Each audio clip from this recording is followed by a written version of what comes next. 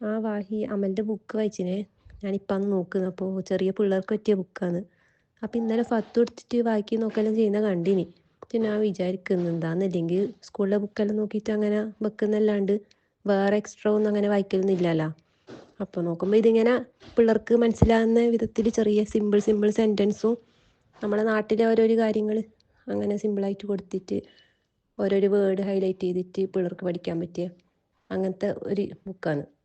അതിന് കണക്കായിട്ട് കളർഫുൾ പിക്ചറും എല്ലാം ഉള്ളതുകൊണ്ട് നല്ല ഇൻട്രസ്റ്റോടെ വായിക്കുന്നത് കണ്ടിനോറ്.